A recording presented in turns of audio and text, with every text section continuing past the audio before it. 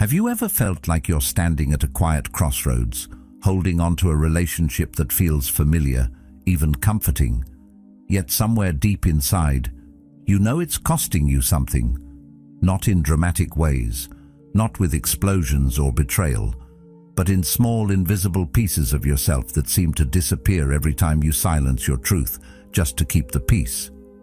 It's a strange kind of pain, the kind that comes from loving someone and slowly realizing that staying loyal might mean being disloyal to yourself. The Stoics understood this tension. They believed that a life of virtue requires courage, and sometimes courage doesn't look like fighting harder. It looks like walking away with dignity. Stoicism isn't about cold detachment. It's about alignment, about choosing relationships that strengthen your character rather than weaken your spirit. If you're here, it's probably because something inside you is questioning what you've been tolerating. Stay with me, reflect deeply, and if you value conversations rooted in truth, courage, and the pursuit of inner strength, consider subscribing as a commitment to your own growth. Growth is uncomfortable, but it should never feel forbidden. When you begin to change, when your habits improve, your thinking deepens, your boundaries strengthen, there is a natural friction that comes with it. But friction is different from resistance. Friction sharpens you. Resistance tries to shrink you. Sometimes the resistance comes from people who claim they love you. It sounds harmless at first. A joke about your ambition. A comment about how you are too serious now. A reminder of who you used to be, as if your past self is the only acceptable version of you. Slowly you begin to feel tension every time you step forward. You hesitate before sharing your goals. You soften your standards so you do not make anyone uncomfortable. Seneca wrote, "Associate with those who will make a better man of you." That line carries weight. It is not about cutting people off at the first disagreement. It is about noticing who celebrates your growth and who quietly resents it. If someone becomes distant when you improve, if your discipline irritates them, if your new boundaries feel like an attack to them, then the issue is not your growth. It is their comfort. Real growth is supposed to stretch you, not isolate you. When you evolve, healthy relationships adjust with you. They may ask questions, they may need time, but they do not try to anchor you to a smaller version of yourself. If every step forward feels like you are dragging someone behind you, that weight will eventually slow you down. You will begin to choose comfort over expansion just to keep the peace, and that is where something dangerous begins. You start shrinking to fit into old expectations. You speak less about your plans. You laugh off your own ambitions. You convince yourself that loyalty means staying the same. But growth that feels forbidden is not loyalty. It is quiet self-betrayal. The tension you feel in these moments is not random. It is information. When the space around you tightens as you try to rise, pay attention. That tightening is not just emotional. It becomes physical. Your energy drops after certain conversations. You feel drained instead of inspired. You question whether your standards are too much. Marcus Aurelius reminded himself, "Waste no more time arguing about what a good man should be. Be one." Notice the simplicity in that statement. It does not say seek permission. It does not say wait until others approve. It says be it. If someone close to you makes you feel guilty for becoming more disciplined, more thoughtful, more focused, then the conflict is not about love. It is about alignment. Sometimes the resistance is subtle. It is not open criticism. It is indifference, a lack of encouragement, a shift in tone when you talk about your goals. You sense it, you feel it, and instead of addressing it, you may begin to doubt yourself. That doubt is powerful. If you do not consciously recognize how certain relationships affect your growth, you will start believing your stagnation is destiny. You will say, maybe I am just not meant for more. But often what you call fate is simply the influence of the people closest to you. Growth should feel supported, even when it is uncomfortable. It should be met with curiosity, not competition. The right people do not feel threatened by your evolution. They are inspired by it. They may challenge you, but their challenge pushes you forward, not backward. When someone truly cares about your well-being, they want to see you become stronger, wiser, and more disciplined. They do not remind you of your old mistakes to keep you small. They do not mock your progress to protect their ego. They adapt, they grow alongside you, and if they cannot grow with you, they at least respect your direction. There is also a deeper layer to this. Growth changes dynamics. When you set boundaries, some people lose control over you. When you improve your habits, some people lose access to the old version of you that was easier to influence. That shift can create tension. But tension does not mean you are wrong. Freedom begins when you decide that your standards are not negotiable. If maintaining a relationship requires you to lower those standards, then you are not free within it. You are managed by it. This does not mean you become cold or harsh. Stoicism is not about cutting people off without thought. It is about clarity. It is about seeing relationships for what they are, not what you wish they would be. Sometimes you will find that the discomfort is temporary. Conversations help. Honest communication clears misunderstandings. But sometimes, even after clarity, the resistance remains. That is when you must decide whether you are willing to slow your growth to preserve familiarity. Growth supported by others feels expansive. Growth resisted by others feels heavy, and heaviness accumulates. Over time, that weight turns into resentment. You begin to notice how often you edit yourself, how often you downplay your wins, how often you shrink your voice, and slowly you realize the cost. It is not just about goals, it is about identity.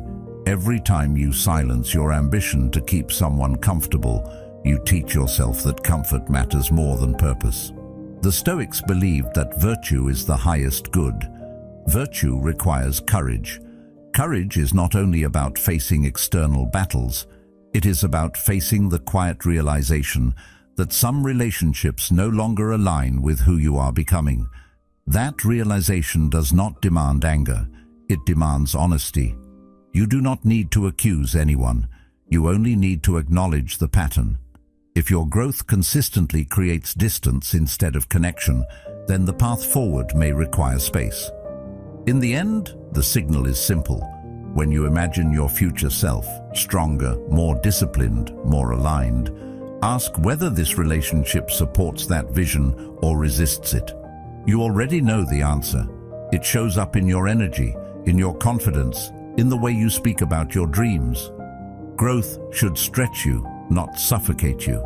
And when the space around you shrinks every time you try to expand, that tension is not random. It is clarity asking to be acknowledged. Then there is the emotional climate, not the big arguments, not the obvious betrayals, the atmosphere. You walk into a conversation already preparing yourself. You rehearse your words in your head before speaking. You measure your tone. You predict their reaction. You soften your truth so it does not trigger something. Over time, you become less present and more strategic. You are not connecting. You are managing. That shift is subtle, but it changes everything. A relationship should not feel like walking into unstable weather every day. It should not require constant emotional calculation. When your nervous system is always alert around someone, that is not intimacy. That is adaptation. You start to notice small signs.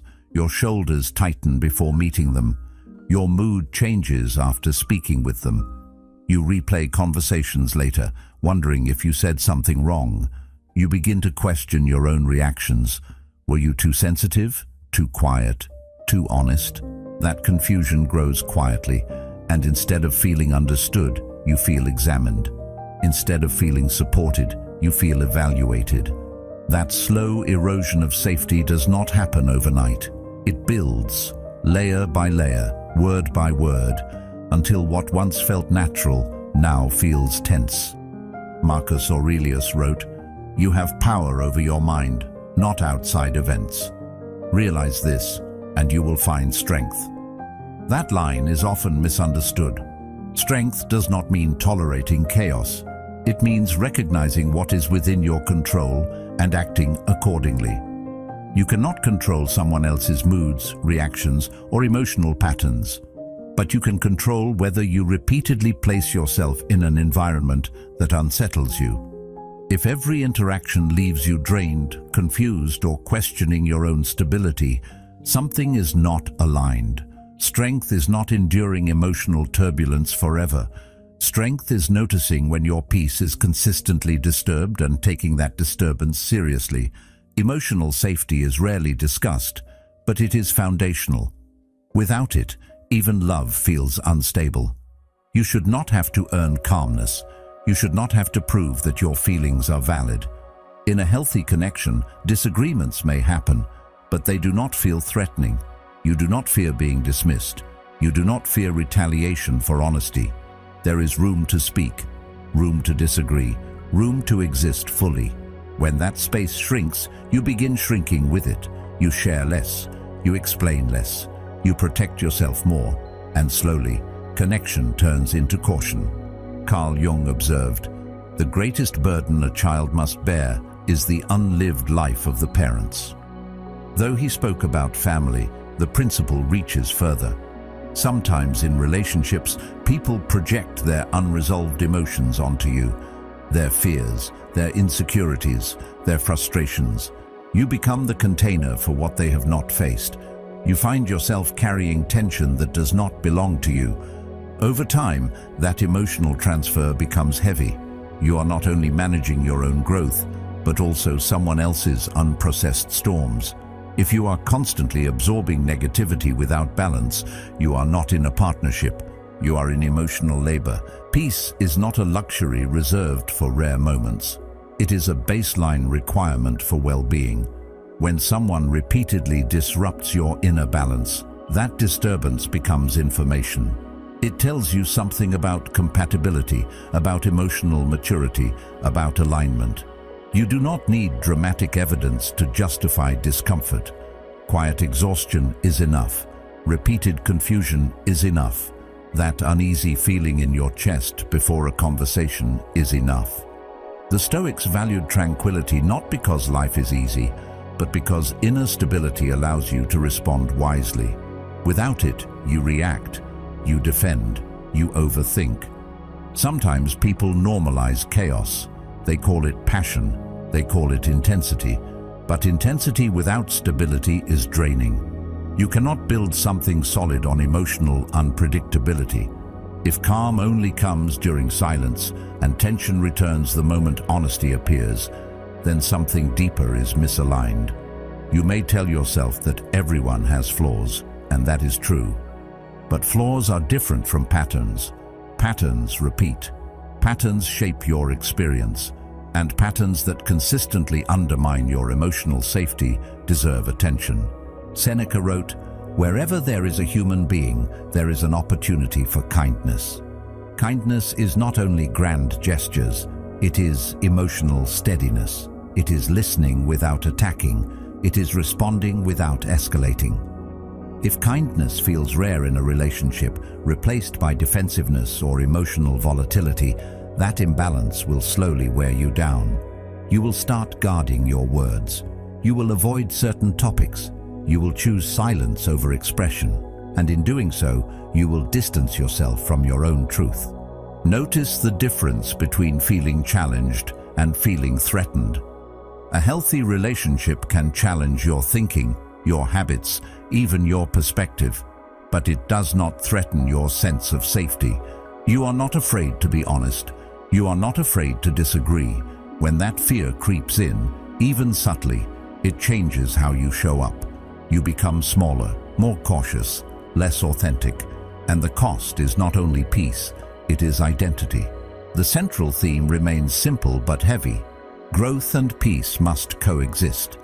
If growth feels resisted and peace feels disturbed, the relationship requires reflection. You do not need to label anyone as bad. You only need to observe the emotional climate honestly. If your calm disappears in someone's presence, that disappearance matters. If you feel alert instead of at ease, That alertness is speaking. At some point, you must ask yourself not whether you can endure it, but whether you should. Endurance without alignment becomes self-neglect, and self-neglect, repeated long enough, turns into quiet resentment. The Stoic path is not about cold detachment. It is about clarity. It is about recognizing where your peace is respected and where it is disrupted. When you begin to honor that clarity, you move closer to relationships that feel steady, not strategic. And in that steadiness, you rediscover what true connection was always meant to feel like. Sometimes the problem is not loud. It is not dramatic arguments or obvious betrayal. It is something quieter, slower, harder to name. It begins with small suggestions, harmless at first. A comment about how you should dress, a gentle correction about how you should speak, advice about who you should spend time with. Over time, those suggestions start to feel heavier. They are repeated more often. They carry a tone of expectation. And before you fully notice it, opinions have turned into quiet rules. You find yourself adjusting without being asked directly. You edit your humor. You filter your thoughts. You change small parts of your personality to avoid friction. The shift feels practical, even mature. But something inside you knows it is not alignment. It is adaptation. Control rarely arrives announcing itself. It disguises itself as care. It hides behind phrases like, "I just want what's best for you." It comes wrapped in concern, in advice, in subtle disapproval. You begin to measure your words more carefully around this person than anyone else. You feel a quiet relief when they approve of your decisions. You feel tension when they do not. That tension becomes a compass, guiding your choices. And slowly, your internal compass fades. You begin looking outward for permission. The dynamic changes. You are no longer acting from your own values. You are reacting to someone else's expectations. Epictetus warned, "No man is free who is not master of himself." Freedom does not mean rebellion. It does not mean defiance for the sake of pride. It means ownership. Ownership of your decisions, ownership of your time, ownership of your identity. If a relationship requires you to surrender that ownership just to keep it intact, then what remains of you inside it? A connection built on quiet submission is not harmony. It is quiet captivity. And captivity does not always look like chains. Sometimes it looks like approval that you are afraid to lose. You may tell yourself that compromise is part of love, and that is true. Healthy relationships require flexibility. They require understanding. But compromise is mutual. Control is not. Compromise feels like balance. Control feels like imbalance.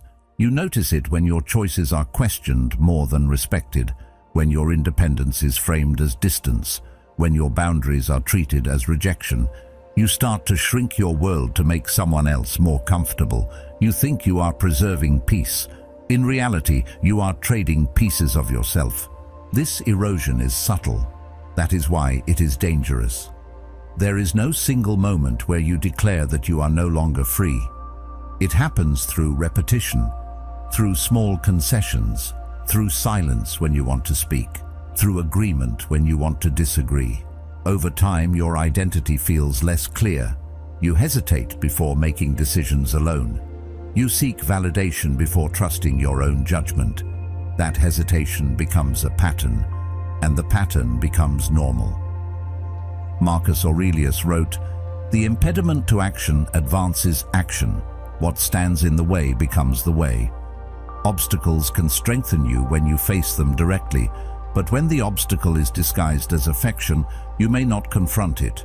You adapt instead. You try to be easier, more agreeable, less intense, and in doing so, you avoid the discomfort of conflict, but you create a deeper discomfort within yourself.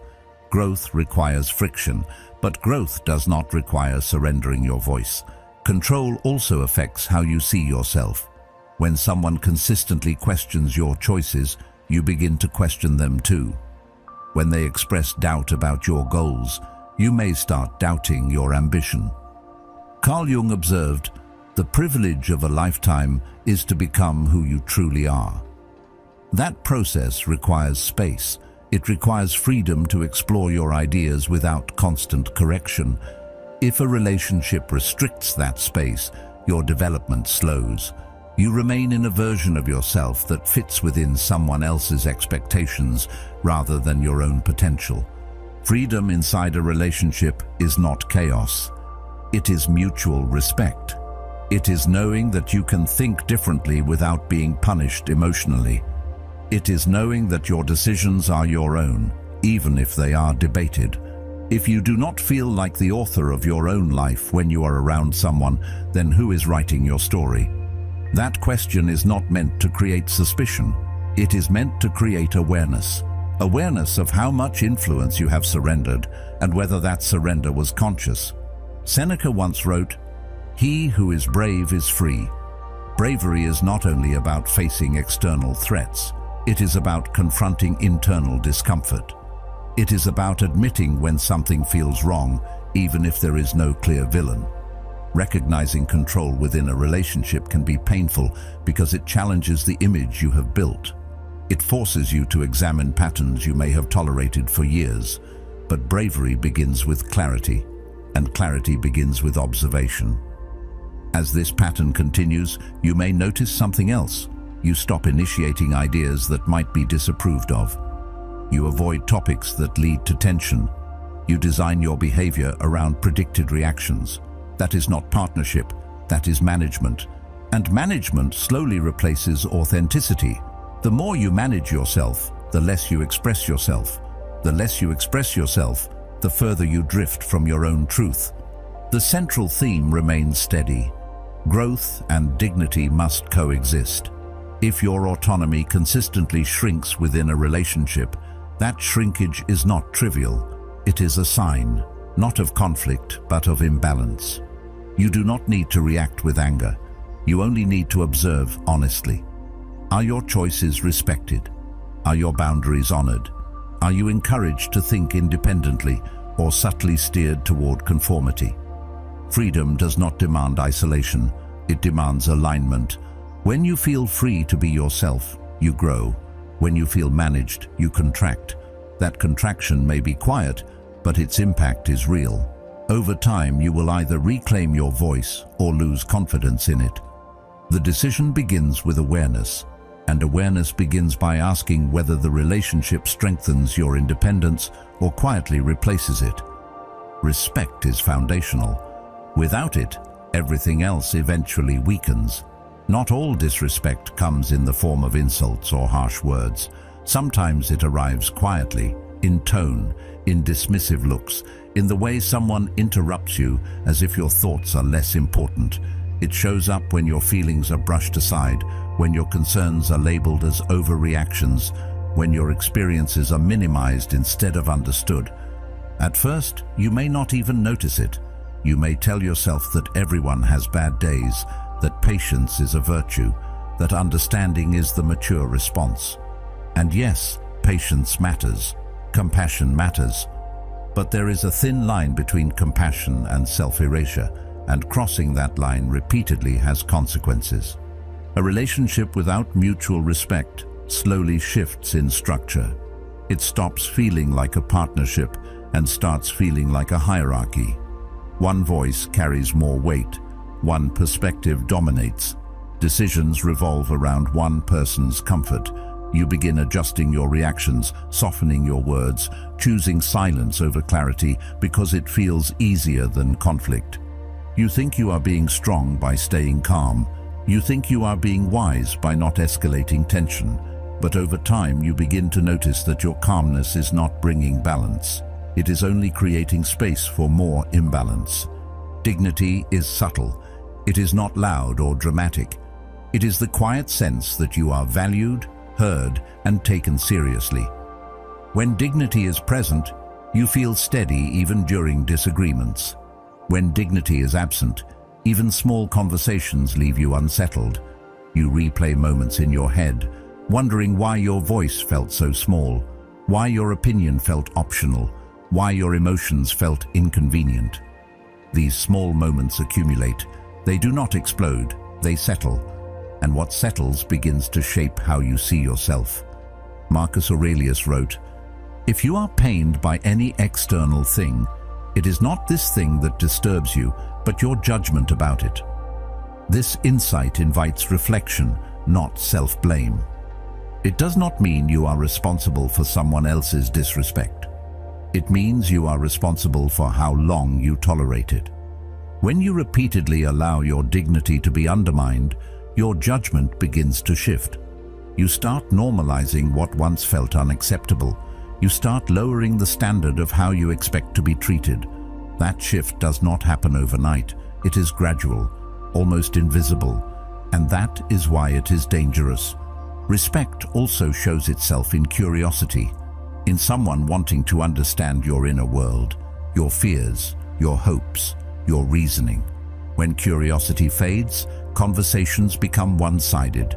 You speak, but no one leans in. You explain, but no one truly listens. The absence of curiosity is not always loud, but it is powerful.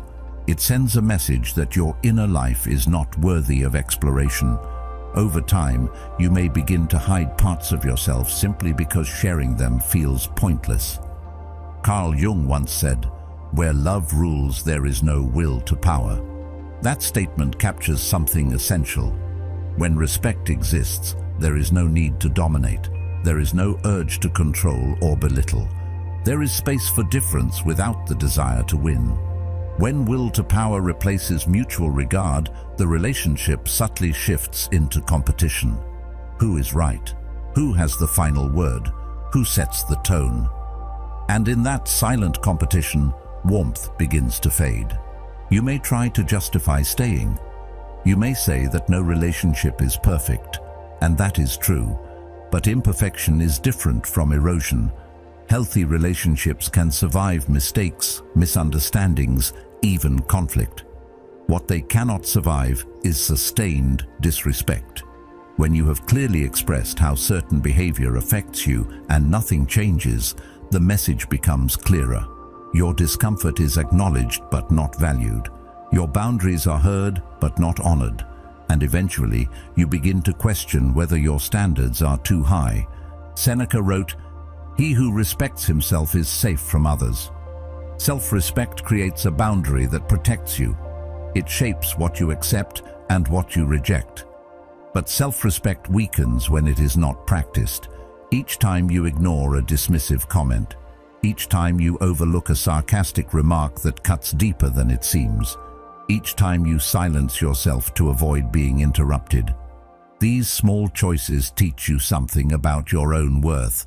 And if you repeatedly teach yourself that your voice is optional, your confidence begins to reflect that lesson. There is also a quiet emotional cost. When respect fades, affection feels conditional. You may feel appreciated when you agree, when you comply, when you support. But when you challenge or assert yourself, the tone shifts. Approval becomes scarce. That pattern can train you to seek harmony at the expense of honesty. You may begin shaping your personality around what receives praise rather than what feels authentic. Slowly, your self-worth becomes tied to someone else's validation. The central theme returns here, steady and clear. Growth and dignity must coexist. If your self-worth is eroding within a relationship, that erosion matters. It does not require dramatic confrontation to be real. It does not require public humiliation to be serious. It only requires repetition, repeated dismissal, repeated minimization, repeated disregard. And with repetition comes internal change. You start believing you deserve less. Aristotle observed, "Dignity consists not in possessing honors, but in deserving them." Dignity is not about external praise. It is about knowing your inherent value. When you remain in a situation that consistently undermines that value, you send yourself a message. That message shapes your future relationships, your ambitions, your standards. Staying communicates something, even if you never speak it aloud. Sometimes the clearest sign that it is time to step back is not explosive conflict. It is the quiet realization that you no longer feel like yourself, that you hesitate before speaking, that you doubt your instincts, that your confidence feels thinner than it once did. Respect is not optional, it is structural. Without it, everything else slowly collapses. And if the foundation beneath you is cracking, ignoring it will not strengthen the building. It will only delay the inevitable recognition that your dignity deserves protection. There is another trap that feels softer, almost romantic, but it can be just as destructive. The illusion trap. You are not always in love with who the person actually is. You are attached to who you believe they could become. You hold on to the rare good days, the unexpected kindness, the moments when everything feels easy and connected. You replay those memories like proof. You use them as evidence that the future will be better, even when the present keeps repeating the same pattern. You build a story in your mind that explains away the inconsistency. You say they are stressed. You say they will change. You say they just need time. And slowly, your attachment shifts from reality to potential. The mind is powerful. It can turn a few bright moments into a promise of transformation. It can magnify small gestures into signs of deep commitment. You focus on who they might become if circumstances were different, if they healed, if they matured, if they realized what they have. You tell yourself that love means believing in someone's potential, but potential is not the same as pattern. Patterns show you who someone is today. Potential shows you who they might be someday, and when you build your life on someday, you live in suspension. Carl Jung once said, "Until you make the unconscious conscious, it will direct your life and you will call it fate." Illusions often live in the unconscious. You may not even realize how much you are projecting onto the relationship. You see what you want to see. You interpret events through hope. You explain away behavior that makes you uncomfortable. Over time, the illusion becomes stronger than the evidence, and when the same disappointment repeats, you call it bad luck. You call it timing. You call it fate. But sometimes, what you call fate is simply avoidance. Reality can hurt. It can force you to admit that the person you care about is not aligned with you, that the future you imagined is not supported by the present you are living. Facing that truth requires courage. It means letting go of a dream, not just a person. And dreams can be harder to release because they feel tied to your identity. You imagined growing together. You imagined change. You imagined stability. Letting go of that imagined future feels like losing something real, even if it never truly existed. Marcus Aurelius wrote, "The happiness of your life depends upon the quality of your thoughts." That does not mean pretending everything is positive. It means aligning your thoughts with truth. When your thoughts are built on illusion, your happiness becomes fragile. It depends on someone becoming different. It depends on circumstances shifting. It depends on waiting. But when your thoughts are grounded in reality, even painful reality, your decisions become clearer. You stop negotiating with hope and start responding to what is actually in front of you. Illusions drain slowly. They do not create immediate crisis. They create gradual exhaustion. You stay invested in a version of the relationship that appears occasionally but never consistently. You overlook the gaps because you are focused on the peaks. You accept less than you deserve because you are convinced that more is coming. That waiting period stretches. Weeks turn into months. Months turn into years. And during that time, you are not building something solid. You are waiting for something imagined. There is also a subtle fear beneath illusion. If you let go of the fantasy, you must face uncertainty. You must accept that the relationship may never become what you hoped. You must admit that your vision was not shared. That admission can feel like failure, but it is not failure. It is clarity. Seneca wrote, "We suffer more often in imagination than in reality." Notice how often you suffer because of what you expect to happen rather than what is actually happening. You suffer because you believe change is coming, because you believe that one more effort will shift everything, because you believe that if you are patient enough, the illusion will become real. Hope is not the enemy. Hope can inspire growth, but hope without evidence becomes denial. There is a difference between believing in someone's capacity to grow and ignoring their consistent behavior. Growth requires willingness from both sides. It requires effort, not just promises. If the effort is missing, then the potential remains distant. And if you are the only one investing in that potential, the imbalance will eventually show. The central theme returns here quietly. Growth and peace require alignment with truth. If you are in love with a fantasy rather than the person in front of you, your foundation is unstable. You cannot build a future on what might be. You can only build on what is. That realization does not have to come with bitterness. It can come with acceptance. Acceptance that this person may be exactly who they are showing themselves to be. There comes a moment when the question becomes unavoidable. Are you in love with truth, or are you negotiating with hope? That question does not demand an immediate answer. It invites reflection. It invites honesty. It asks you to examine whether your attachment is based on reality or imagination, and once you see the difference clearly, your choices begin to shift. Plato observed, "Reality is created by the mind. We can change our reality by changing our mind." Changing your mind does not mean distorting facts. It means choosing to see them clearly. When you remove the illusion, the relationship may look different. It may feel less magical, but it will feel more honest.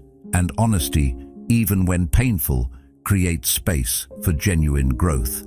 Illusions promise comfort. Reality offers clarity. Comfort can feel warm in the short term, but clarity builds strength in the long term. If you continue to ignore what is in front of you because the fantasy feels safer, you will slowly disconnect from your own judgment. But if you allow yourself to see clearly, even when it hurts, you reclaim your power. And reclaiming that power brings you closer to relationships rooted in truth rather than possibility. Values are not decorations. They are not ideas you post about or words you repeat when it sounds good. They are anchors. They hold you steady when emotions rise and pressure builds. They guide your decisions when no one is watching. And when those anchors begin to shift, you feel it immediately, even if you try to ignore it. It may start small. You laugh at something that unsettles you. You stay quiet when a comment crosses a line. You participate in behavior that does not sit right with you, just to avoid conflict. You tell yourself it is not a big deal. But inside, something fractures. Marcus Aurelius reminded himself, if it is not right, do not do it. If it is not true, do not say it. There is clarity in that simplicity. It leaves little room for negotiation, yet relationships can blur that clarity. When emotions are involved, when history is involved, you begin to justify actions that you would never accept from yourself alone. You may convince yourself that compromise is necessary, and compromise is part of any healthy bond. But there is a difference between adjusting preferences and abandoning principles. One is flexibility, the other is self-betrayal. Integrity is quiet. It does not announce itself loudly. It is the calm feeling that your actions align with your beliefs. When that alignment breaks, you feel discomfort. That discomfort is not random guilt. It is a signal. The more often you override it, the weaker it becomes. Over time, you stop noticing the internal resistance. You begin to normalize behavior that once disturbed you. And slowly, your standards shift without your permission. Sometimes the pressure is subtle. It may not be direct instructions. It may be jokes that push boundaries, expectations that assume you will comply, disapproval when you refuse. You begin weighing your values against the cost of tension. You choose silence to maintain peace. You soften your stance to preserve harmony. And with each small concession, you teach yourself something about your worth. You teach yourself that keeping the relationship matters more than staying true to yourself. Seneca wrote, "A man without a purpose is like a ship without a rudder." Values are your rudder. Without them, you drift toward whatever current is strongest. When a relationship pressures you to ignore your principles, it does not just challenge your comfort, it challenges your direction. You may start feeling uncertain about who you are. Decisions that once felt clear become complicated. You hesitate before speaking. You question your own standards. That hesitation is the result of misalignment. There is also a deeper cost. When you repeatedly act against your beliefs, your self-respect weakens. Self-respect is built on consistency, on knowing that your actions reflect your values. If you compromise that consistency for long enough, confidence fades. You may still appear strong outwardly, but internally you know you are not fully standing by what you believe. That gap between belief and behavior creates tension, and tension that remains unresolved turns into quiet resentment. Carl Jung observed, "The most terrifying thing is to accept oneself completely." Accepting yourself means embracing your values, even when they create discomfort. It means acknowledging that your moral compass is not negotiable simply because someone else disagrees. When you begin shaping your ethics around someone else's expectations, you lose that acceptance. You start becoming a version of yourself that feels easier for others but less authentic for you. This does not mean you become rigid or judgmental. It does not mean you refuse growth. Growth often refines values, but refinement is different from erosion. Growth strengthens your understanding of what matters. Erosion weakens it. If a relationship consistently pulls you away from what you know is right, then the conflict is not about preference. It is about identity. Epictetus said, "It is impossible for a man to learn what he thinks he already knows." Sometimes we believe we are strong in our values until they are tested. A relationship can reveal how firmly we hold our principles. When you find yourself repeatedly excusing behavior that contradicts your beliefs, that test is happening in real time. You are being asked, silently, to choose between belonging and integrity. The choice may not be dramatic. It may not even feel like a choice at first. But the accumulation of small compromises forms a pattern. That pattern shapes how you see yourself. When you look in the mirror and remember moments where you stayed silent instead of speaking truth, you feel a subtle disappointment, not because you are perfect, but because you know you are capable of more courage. That disappointment can either push you toward clarity or pull you deeper into denial. The longer you ignore it, the harder it becomes to reconnect with your own standards. The central theme remains steady. Growth, peace, and dignity must align with your values. If maintaining a relationship requires you to betray your moral compass, then it is not asking for compromise. It is asking for self-abandonment. And self-abandonment does not stay contained within one connection. It spreads. It influences how you approach work, friendships, and future partnerships. Aristotle once wrote, "We are what we repeatedly do." If you repeatedly silence your convictions to maintain comfort, you gradually become someone who tolerates misalignment. But if you choose consistency, even when it is uncomfortable, you strengthen your identity. That strength may create tension in the short term. It may even create distance, but it also creates clarity. Values are anchors. When they hold, you remain steady even in emotional storms. When they loosen, you drift. The decision to protect your integrity does not require anger or dramatic exits. It requires honesty. Honesty about what you believe, honesty about what you are willing to accept, and honesty about whether the relationship supports or undermines the person you are striving to become. Balance matters more than most people admit. It is easy to overlook when emotions are strong and history runs deep. You tell yourself that giving more is simply part of love, that adjusting more is maturity, that apologizing first shows wisdom. But when you are always the one initiating, always the one fixing, always the one bending, something inside you starts to feel tired. You may not complain. You may even take pride in being the stable one, yet over time that pride turns into quiet exhaustion, because what you are calling generosity may actually be imbalance. Reciprocity is not about counting favors or measuring every action. It is about energy. It is about whether both people are leaning in or whether one is carrying the weight. When you are the only one reaching out after conflict, the only one planning, the only one checking in, you are not in partnership. You are in pursuit, and pursuit cannot sustain intimacy for long. The human spirit longs to feel chosen, not chased. When effort is one-sided, connection becomes strained. You may try harder, you may give more, but giving more does not create balance if the other side remains still. Seneca wrote, "He who receives a benefit with gratitude repays the first installment."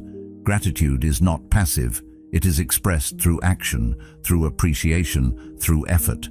When someone values what you bring into their life, they show it, not only in words, but in consistency. If appreciation is rare and effort is uneven, the imbalance becomes visible. You start noticing how often you excuse behavior that leaves you depleted. You tell yourself they are busy, that they are stressed, that they will improve, but patterns matter more than promises. The imbalance often reveals itself during conflict. You apologize even when you are unsure you were wrong. You take responsibility to restore calm. Meanwhile, accountability on the other side feels distant. Conversations about fairness turn into guilt. You are told that you are asking for too much, that you are overthinking, that love should not feel like negotiation, and so you silence your concerns to preserve harmony. But harmony built on suppression does not last. It simply delays resentment. Marcus Aurelius reminded himself, "What is not good for the hive is not good for the bee." A relationship is like a hive. It functions when both contribute. If one bee carries the work while the other benefits without effort, the structure weakens. Balance protects both sides. It prevents burnout. It prevents entitlement. When reciprocity disappears, one person grows tired while the other grows comfortable. And comfort without contribution breeds distance. You may notice subtle signs. You hesitate before sharing your needs because you feel they are burdensome. You downplay your own exhaustion. You convince yourself that loving someone means enduring more. But love is not measured by how much you tolerate. It is reflected in how equally you are valued. When your needs feel secondary and your presence feels assumed rather than appreciated, the imbalance deepens. Carl Jung once said, "Loneliness does not come from having no people around, but from being unable to communicate the things that seem important." In a one-sided dynamic, loneliness often grows quietly. You are physically present, yet emotionally unsupported. You give your time, your attention, your care. But when you need the same in return, it feels uncertain.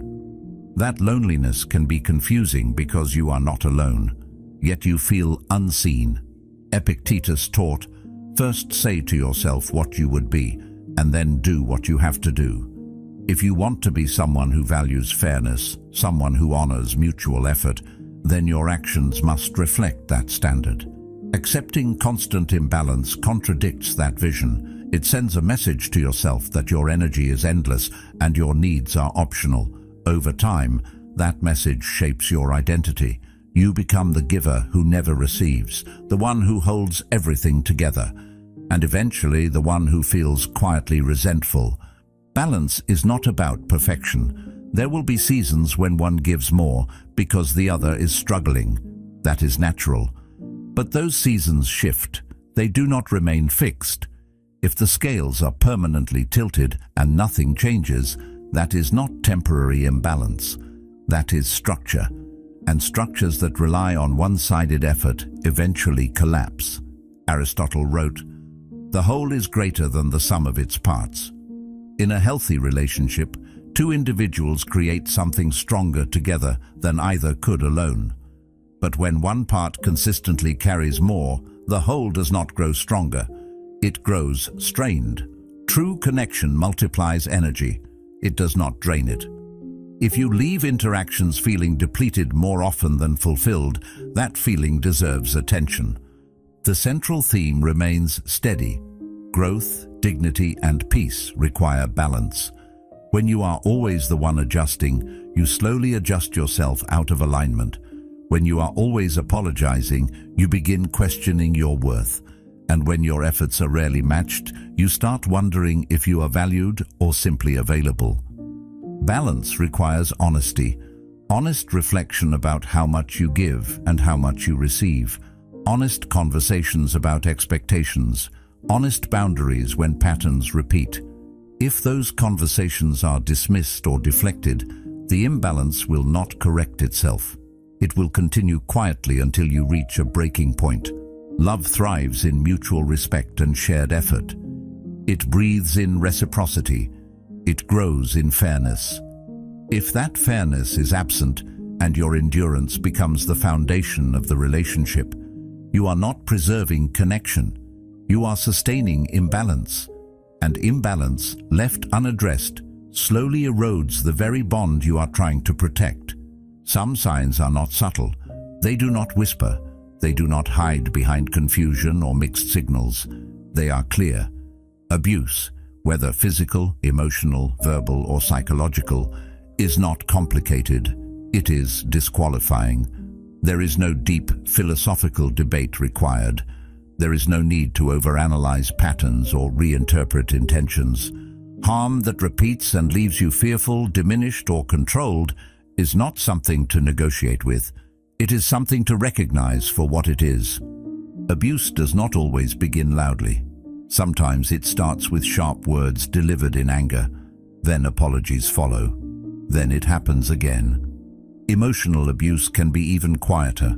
Constant criticism disguised as honesty. Insults framed as jokes. Isolation that feels like protection. Gaslighting that makes you doubt your own memory. Over time, your confidence erodes. You begin questioning your perception of events. You apologize for things you did not do. You shrink to avoid triggering another episode. That shrinking becomes survival. Dignity is not a reward someone grants you. It is an inherent right. You deserve safety. You deserve respect. You deserve to exist without fear of humiliation or harm. When someone repeatedly violates that safety and then justifies it, the issue is not misunderstanding. It is disregard. And disregard that continues after confrontation is not confusion. It is choice. You may feel torn. You may remember the good times. You may feel guilt for considering distance. But harm cannot be balanced by occasional kindness. Moments of affection do not cancel repeated injury. Abuse thrives in cycles. There is tension. There is explosion. There is apology. There is calm. And then the pattern repeats. Each cycle makes it harder to leave because you cling to the calm as proof that things are improving. But improvement requires consistent change, not temporary remorse. Marcus Aurelius reminded himself, "The soul becomes dyed with the color of its thoughts." Living in an abusive environment colors your inner world. Fear stains your confidence.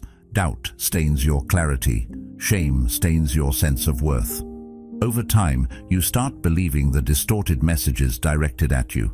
You may begin to think you are too sensitive, too flawed, too difficult. That internal shift is one of the deepest injuries. Abuse does not only harm externally, it reshapes how you see yourself. Strength in these situations is often misunderstood. People praise endurance. They admire resilience. They say you are strong for staying. But strength is not about absorbing endless damage. Strength is about protecting what is sacred within you. It is about acknowledging that staying in chaos is not courage. It is fear disguised as loyalty. Real courage is choosing yourself when doing so feels terrifying.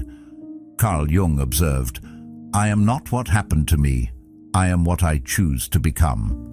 Abuse tries to define you by what you endure. It tries to shape your identity around survival, but your future is not determined by someone else's behavior. It is shaped by your decisions. Choosing to leave does not mean you failed. It means you refused to let harm define your path. That decision can feel overwhelming. It may require support. It may require planning, but it begins with clarity. Abuse often isolates. You may withdraw from friends. You may hide the truth out of shame. You may protect the person who hurts you because you do not want others to see the reality. That isolation deepens the trap. It narrows your world until the harmful dynamic feels normal. Breaking that isolation is one of the first acts of reclaiming control. Speaking honestly about what is happening breaks the illusion that you must handle it alone. Epictetus taught, "It is not things themselves that disturb us, but our judgments about them." This principle does not excuse abuse. It highlights your power in response. You cannot control another person's aggression, but you can control your choice to remain. Recognizing that power is painful because it shifts responsibility back to you. It means admitting that staying is a decision, even if it feels constrained. And once you recognize that choice, the possibility of a different path becomes real. Seneca wrote, "Difficulties strengthen the mind as labor does the body." Leaving an abusive relationship is one of the most difficult decisions a person can face. It tests your courage. It tests your resilience. But difficulty does not mean impossibility. Strength grows when you act in alignment with your well-being. Every step away from harm reinforces your dignity. Every boundary you set rebuilds your self-respect. The central theme remains steady and uncompromising here. Growth, peace, dignity and balance are not possible where harm is normalized. You cannot build stability on a foundation of fear. You cannot cultivate self-worth in an environment that consistently attacks it. No amount of philosophical reflection changes that fact. Sometimes people ask whether it is worth trying again, whether change is possible. Change is possible only when there is accountability, consistent effort, and professional support. But when harm is repeated without genuine transformation, staying does not prove loyalty. It prolongs suffering. Strength in this case is not staying strong inside chaos. It is having the courage to remove yourself from it. It is trusting that safety is not too much to ask for. It is believing that dignity is not negotiable. Walking away may feel like loss. It may feel like failure. But in truth, it is an act of protection. And protection is not weakness. It is wisdom in action. Communication breakdown is another fracture point, and it is often underestimated. Not the occasional misunderstanding, not the small disagreements that happen in every relationship. Those are normal. What becomes dangerous is repeated failure. You speak clearly and calmly, yet nothing changes. You explain how something makes you feel, and the response is deflection. You ask for clarity, and the conversation circles back to your tone instead of the issue. Over time, you begin to notice a pattern. You try again. You choose better words. You soften your approach. But the result remains the same. Your words seem to disappear before they land. At first, you may blame yourself. Maybe I did not explain it well. Maybe I was too emotional. Maybe I chose the wrong moment. That self-examination can be healthy, but when it turns into constant self-doubt, something deeper is happening. Communication requires effort from both sides. It requires willingness. It requires presence. Without those elements, even the most thoughtful conversation cannot create understanding. You may feel like you are speaking carefully and honestly, yet you are not being met with the same intention. Epictetus taught, "We have 2 ears and 1 mouth so that we can listen twice as much as we speak." Listening is more than waiting for your turn. It is an act of respect. It signals that the other person's experience matters. When someone consistently refuses to listen, when they interrupt, mock, or dismiss what you are trying to express, that refusal becomes meaningful. It is no longer about communication skills. It is about unwillingness. You cannot build understanding with someone who has already decided not to understand. Repeated breakdown changes how you show up. You may begin to hold back your concerns because you anticipate frustration. You may avoid topics that matter deeply to you because discussing them feels pointless. Slowly, the relationship loses depth. Conversations stay on the surface. Real feelings remain unspoken, and what remains unspoken begins to create distance. You might still share space, share routines, share memories, but the emotional connection starts to thin. Marcus Aurelius once wrote, "Very little is needed to make a happy life. It is all within yourself." That insight reminds us that inner peace does not depend entirely on others, but relationships are not lived in isolation. When communication repeatedly fails, your inner world feels less steady. You start questioning whether your needs are unreasonable. You begin wondering if you are asking for too much. That internal questioning can weaken your clarity. Communication is not just about words, it is about accountability. When concerns are raised, are they acknowledged? When hurt is expressed, is there effort to repair? Or does the conversation always shift away from responsibility? If every attempt to address a problem ends in silence, blame, or dismissal, the pattern becomes clear. It is not that the message is unclear, it is that the message is unwanted. Carl Jung observed, "Everything that irritates us about others can lead us to an understanding of ourselves."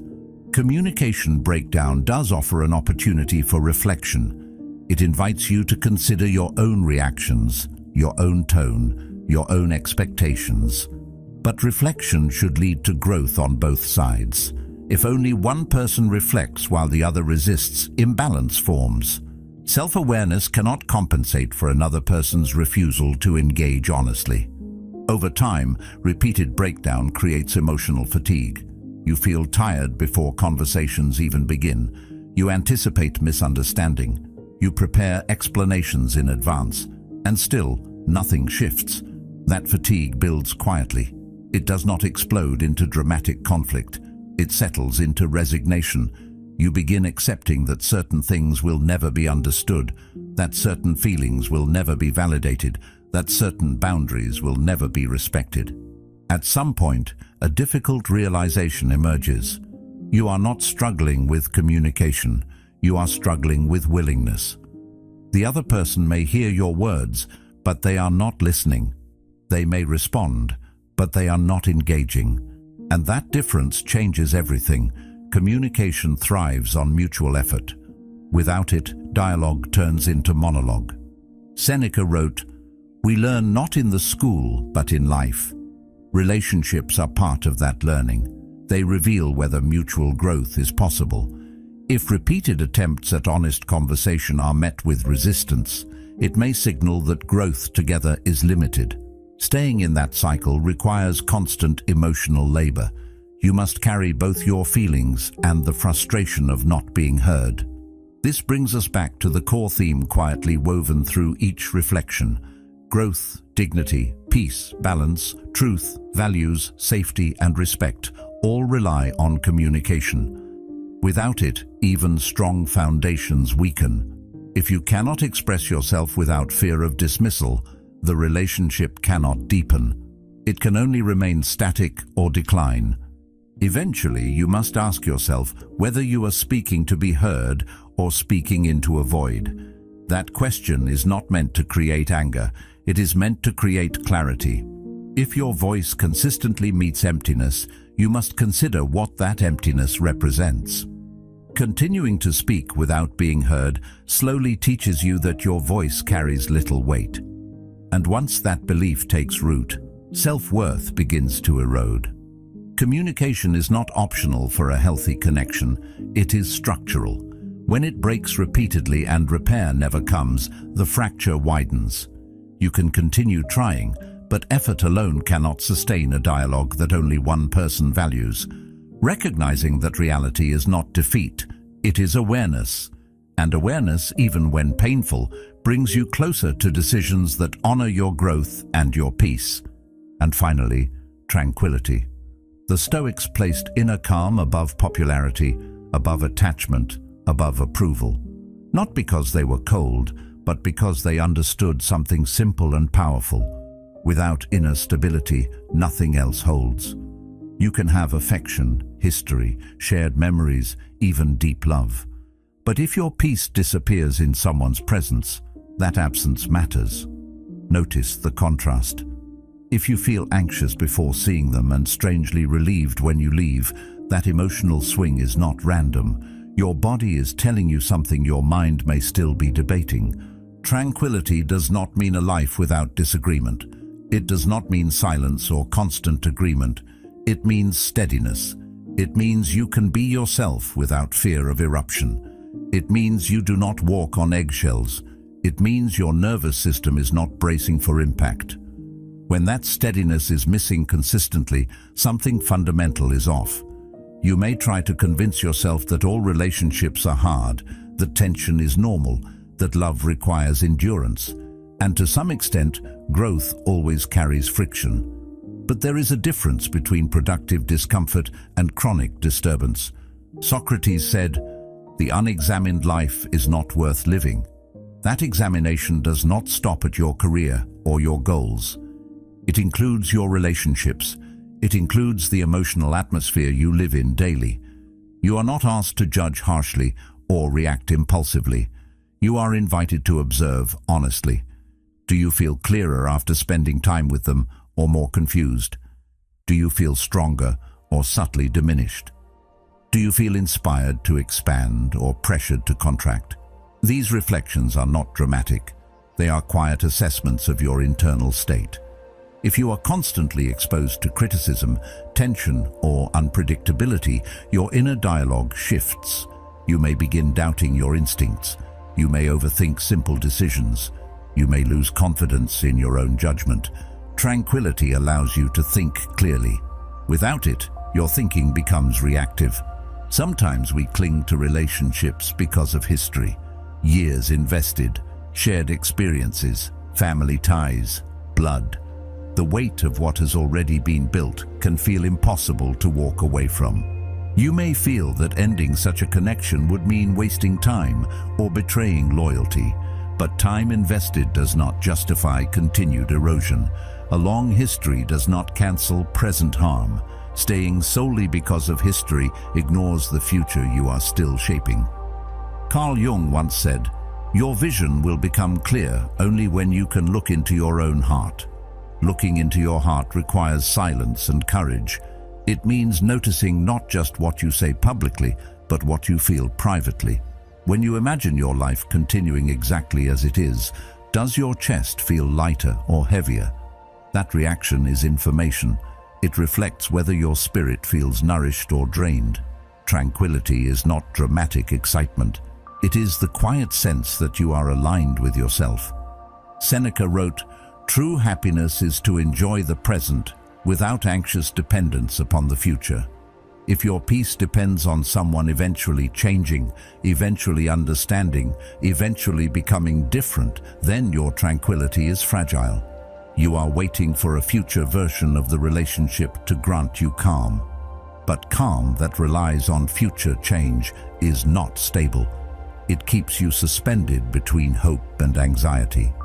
Epictetus taught, "Make the best use of what is in your power and take the rest as it happens." You cannot control another person's behavior, tone, or emotional maturity. You can only control your response. Recognizing that truth can be liberating and painful at the same time.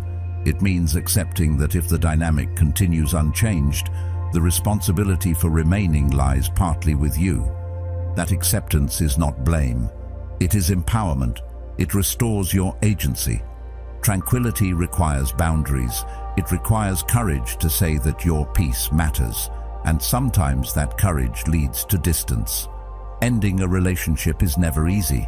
It can feel like tearing apart something familiar, especially when family is involved, especially when shared memories are deep. There is grief in that decision. There is uncertainty. There may be misunderstanding from others, but staying in a dynamic that erodes your spirit is not noble. It is slow self-destruction disguised as loyalty. Aristotle observed, "Happiness depends upon ourselves." That statement does not dismiss the value of connection. It highlights responsibility. Your well-being is not a luxury, it is your foundation. When you consistently sacrifice that foundation to preserve a bond, you weaken yourself, and a weakened self cannot contribute meaningfully to any relationship.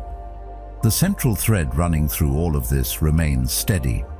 Growth, emotional safety, autonomy, respect, truth, values, balance, protection from harm, communication, and finally tranquility. Each one points toward alignment. Alignment between who you are and the environment you choose to remain in. When that alignment breaks repeatedly, the signs accumulate. They do not shout, they build. Ending a relationship does not mean you are cruel. It does not mean you are impatient. It means you have examined your life honestly. It means you have weighed the cost of staying against the possibility of peace. It means you have chosen clarity over confusion. In the end, the question is not whether leaving will hurt. It often will. The question is whether staying will continue to erode you. If your inner calm has become a rare visitor instead of a steady companion, that absence deserves your attention. Tranquility is not selfish. It is essential, and protecting it may be one of the most courageous decisions you ever make. Sometimes the bravest thing you can do is not to fight harder, not to explain more, not to endure longer, but to walk away with your dignity intact. You are not here to shrink for comfort. You are here to grow in alignment with your values, your peace, and your truth. And every decision you make either strengthens that alignment or weakens it. If something in this conversation stirred you, don't ignore it, follow it. On your screen, there's another video that goes even deeper into protecting your peace and mastering your inner world. Watch it next and keep building the strength that comes from clarity. Thank you for being part of Stoic Journal.